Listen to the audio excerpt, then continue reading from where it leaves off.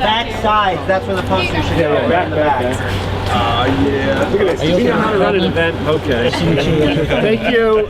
Thanks everybody for being here. Really appreciate it. My name is Paul Burns. I'm the Executive Director of VPIRG, the Vermont Public Interest Research Group. And it is my pleasure to kick off VPIRG's 2014 summer campaign today. And I want to give a special thanks to all of the people in and around me here. VPIRG has been canvassing for over 25 years in Vermont, knocking on doors, walking the streets of this state and talking to individuals about issues that matter to them and that matter to our state. And nobody works harder than the people here behind me, and I think you will all agree with that. They're out here every weekday, every single day of the summer from May through August. They literally are going to be knocking on about 80,000 doors in Vermont over the course of the summer. It is at times character building work. These are the best friends that they will ever make here, and they are working on a cause that they believe in. So before I say anything else, I just want to say thank you, and how about a round of applause for the great work that you guys are doing.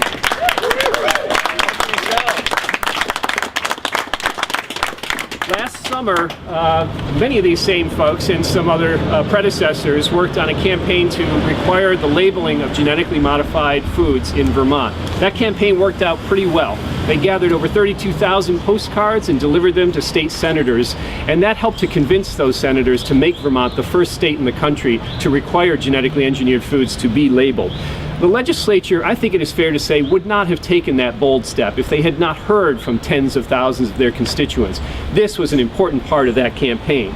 This summer, our canvass crew is taking on the issue of money in politics. They weren't going to go for something easy this summer after taking on Monsanto, the biotech industry, and food manufacturers. Instead, they said, we're kind of going to the belly of the beast, the heart of the problem. And this is an issue that relates to almost everything that VPIRG works on. The influence of those who have great wealth, the corporations, the lobbyists, the super PACs, and the super rich. This is the issue that we're taking on this summer, and it is for a simple reason, that people in this state, and indeed across the country, believe that they're kind of losing their voice when it comes to their own influence with elected officials. As the levels of giving grow higher and higher, and the amounts of money in the political process get greater and greater, and you see more from super PACs, more from corporations, what you really find is that average folks see that their possibility to influence their elected officials is getting less and less. They're seeing perhaps less of them, and they're seeing the dollar levels go further and further away from anything that they could ever imagine giving. You know, an average Vermont citizen, if they say, hey, I really believe in this elected official or this candidate, I might give them 25 bucks, 50, even $100. That's a stretch for most people. But when they see contribution levels of 1,000, 2,000, 4,000 or more, that I think increases cynicism. It increases their feeling that the system may be corrupt. And that's what we want to try to address here today. Making matters worse, of course, is the United States Supreme Court, which is bent on giving more power to the super rich and to corporations. And indeed, our own legislature last year, which passed a campaign finance bill, which actually increased the levels of giving to statewide candidates and political parties, increased those levels so high that VPIRG ended up having to oppose that legislation. In the end, we believe that the ultimate solution here is a constitutional amendment that clarifies that corporations are indeed not human beings, and that money is not speech. And we either need a constitutional amendment or a reinterpretation of the Constitution by the people who run the Supreme Court. We're not holding our breath for a reinterpretation, and we are taking action when it comes to encouraging a constitutional amendment. I'm going to have Ben Cohen here speak to that in just a moment. But I think we're also unified in our understanding that we don't need to wait for a constitutional amendment in order to take action in the states, and in particular here in Vermont. VPIRG is supporting a plan that will rein in the power of lobbyists, that will ban corporate contributions, that will demand more transparency from super PACs, and that will amplify the voices of real citizens, real people in this state.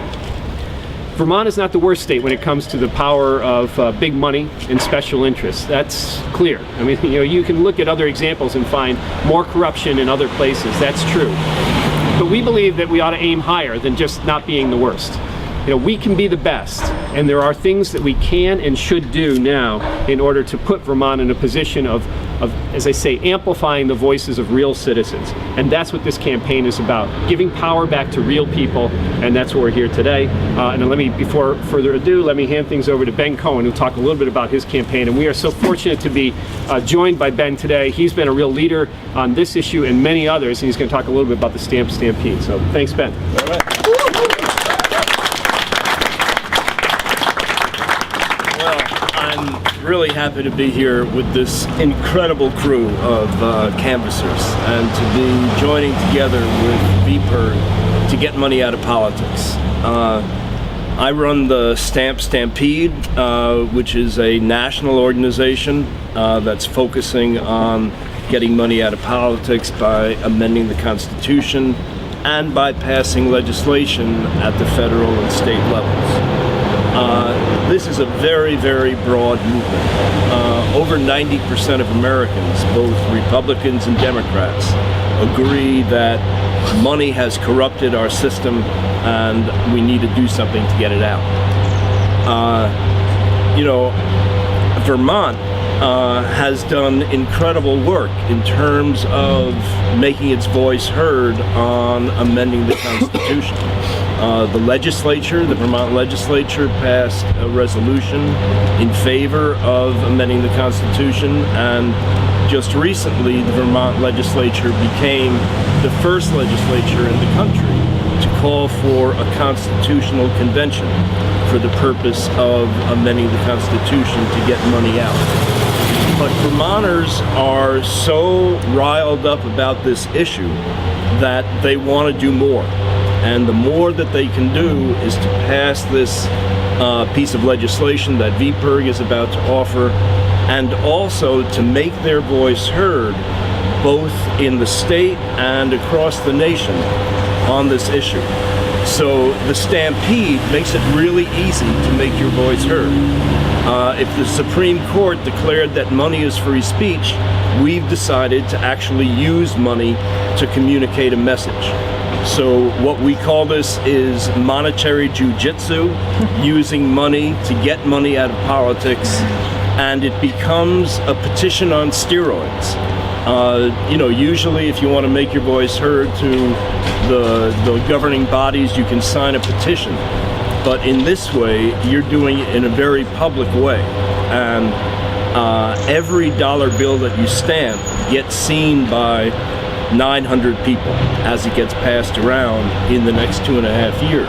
And first it gets passed around in Vermont, and then eventually the dollars kind of start moving around the country.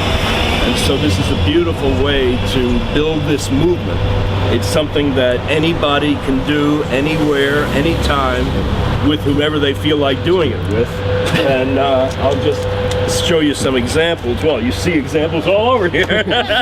Here they are on the actual money of making your voice heard. So it's fun, it's easy, and we're just really happy to be here supporting VPIRG and working on this together. Thanks a lot. Thank you, Ben.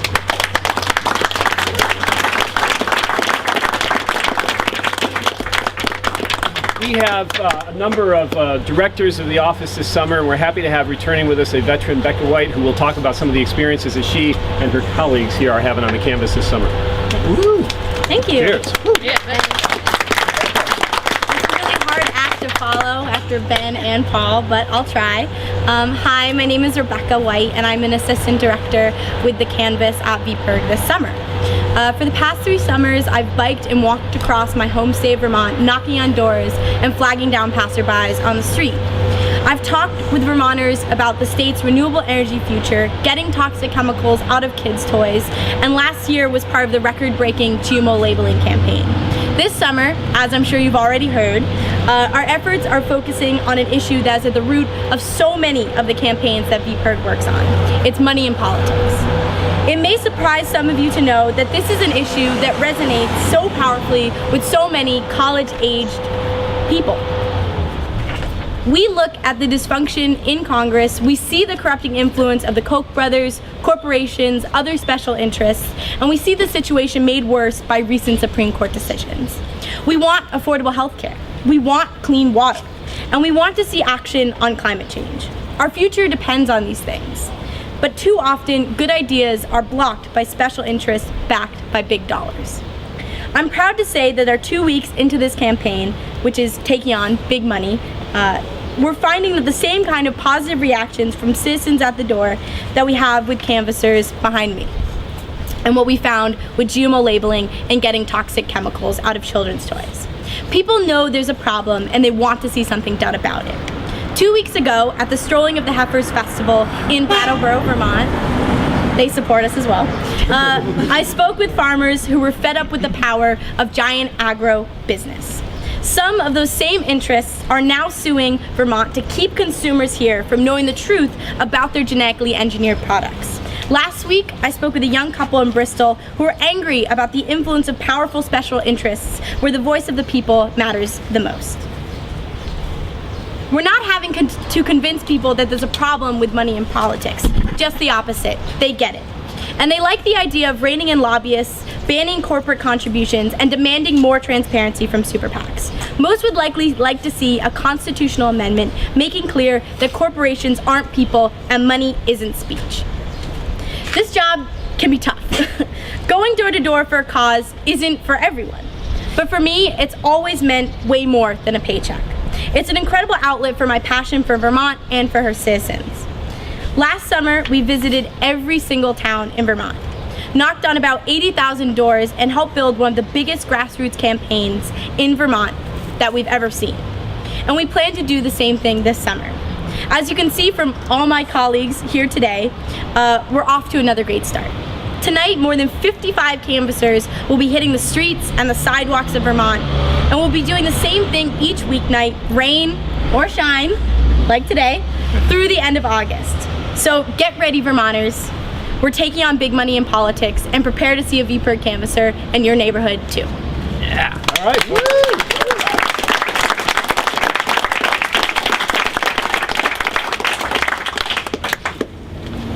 Anybody else have any questions?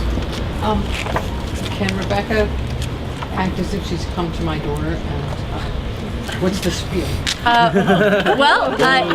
Good question. I'd say the best way that I would knock on your door is first I'd give a nice knock, maybe I'd ring the doorbell, and I'd say, "Hi, my name is Rebecca, and I'm with VPIRG, the statewide environmental and consumer advocacy group." And hopefully you'd say, "Oh, we see you every year, this is great." And I'd say, "Yeah, well right now we're working on big money in You politics." met my dog. Probably. Probably have some treats or something, say hi to your kids, your spouse, the whole deal. And then we'd say, you know, we've seen the way that money from corporations, lobbyists, super PACs, they all that money can have the power to corrupt our political process. And we've seen the way that, you know, Supreme Court decisions have made this problem even worse. And every single one of you could recite this with me, but even in Vermont, we have $1 million super PACs, and our state house is crawling with lobbyists from giant corporations like Dow Chemical, ExxonMobil, Monsanto, and we think it's time, that's why we're out here tonight, because it's time to reduce the influence that money has in politics by reining in the power of corporations, banning lobbyist contributions, and requiring more disclosure from super PACs. So, yeah. Nicely done.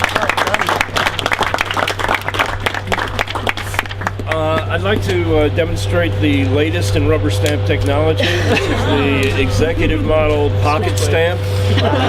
It's really cool, self-inking. And I'd also like to demonstrate bill stamping if anybody has some bills that they need decorated. Oh, wow. Right. Yeah. This is a very high quality precision item. Hold that up, would you? Yeah, you want on this one? Well, wait, I'll do this one. Here it is on the front. And here it is on the back. There it is. The money shot? That is the money. Are you not, I mean, you're thinking of the wealthy interests that can influence, whether it's Monsanto or some other corporation, but you're the successful, potentially wealthy interest also. How is your interest, your money influence less of a a problem than theirs. My money and everybody's money is a problem.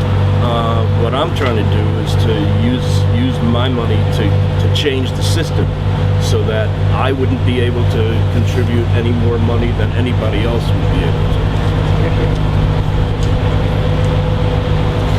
You want to cap contributions at a... Well, there have been several different proposals. One calls for a voucher system where everybody in the country or at the state level would get $100 to be spent to support whatever politician they want, but that's all that anybody can give. So it becomes equal again. One person, one vote, instead of the way it is now. We also have obviously public financing, and we're going to be seeing that in a way that we haven't seen in years in Vermont in the lieutenant gubernatorial race, with at least one of those candidates using public financing in that race. VPIRG would like to see that ultimately expanded, but I think this will give the public a chance to see public financing at work again, and I suspect there'll be a robust debate about its value too. From what I hear from Lieutenant Governor Scott already, I think that's good, and let's give the public a chance to see. Would they rather have wealthy individuals and corporations funding their candidates, or would they like to see all of us putting in a tiny amount of money to avoid that kind of outsized influence for a few?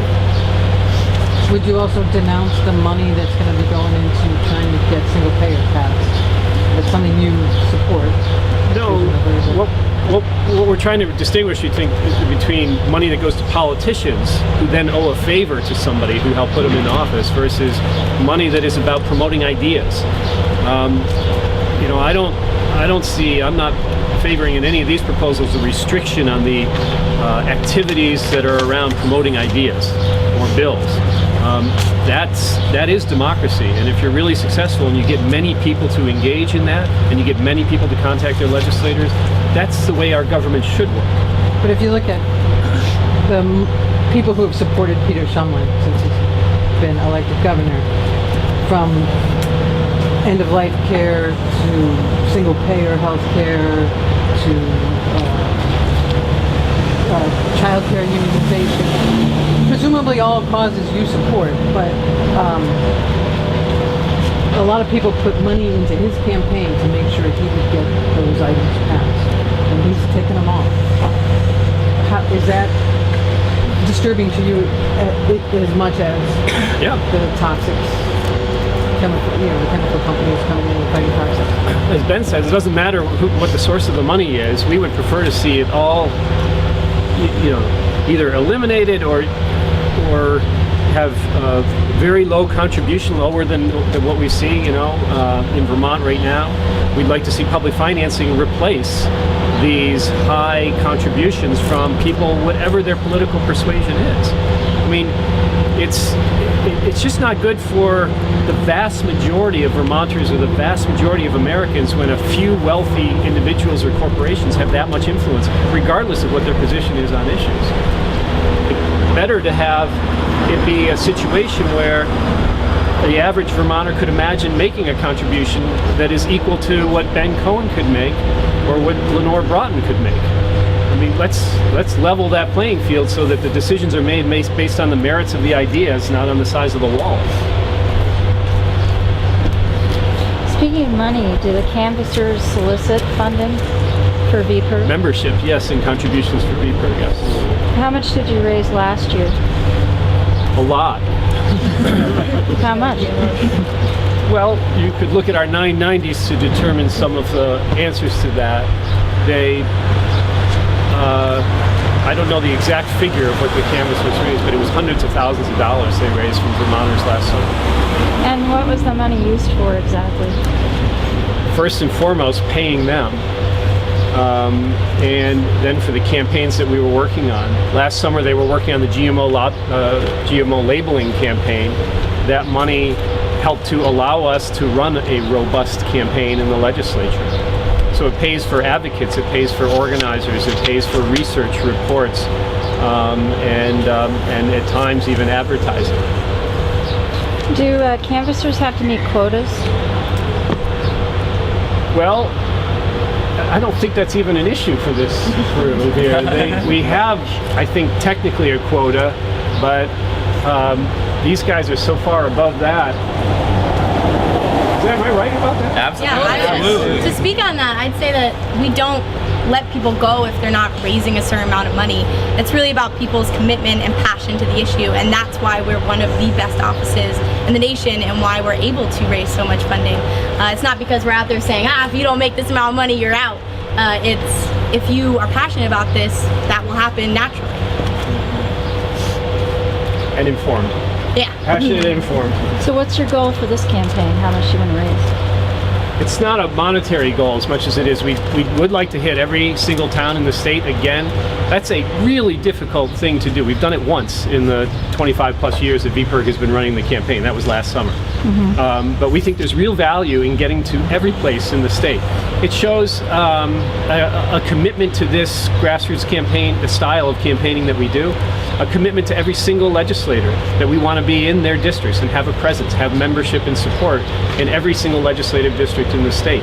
We then, of course, contact those people again. Many of them give us their email addresses, obviously their home address, so that we can send them information, particularly during the legislative session, on campaigns that are happening at that moment, and then encouraging them to email or otherwise contact their legislators. So these names, these members and supporters are like gold to us, because we're an organization that sustains itself and gains political power because we have real people involved in the campaigns.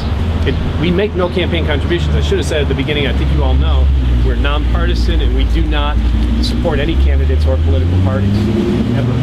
So you ask for a contribution. You ask them to sign a petition. Is that what it is? That's right. A postcard? You're going to do a postcard? We did postcards last year. We're doing petitions this year. We've done photo petitions in the past. We mix it up.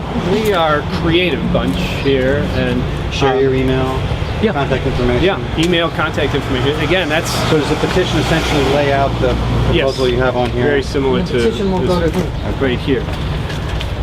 Either the legislators who represent the district, or we may use it with the executive office. This is, of course, a time where we don't know who's going to be in office come January, so we haven't made that determination. That's why this petition is a little bit more general in its focus. Okay. All right. Any other questions that folks have? Let me say thank you to the Canvas crew here. I am very excited that you got out early today. They normally aren't here at the office quite this early in the day. So how about one more round of applause? Thank you, Canvas.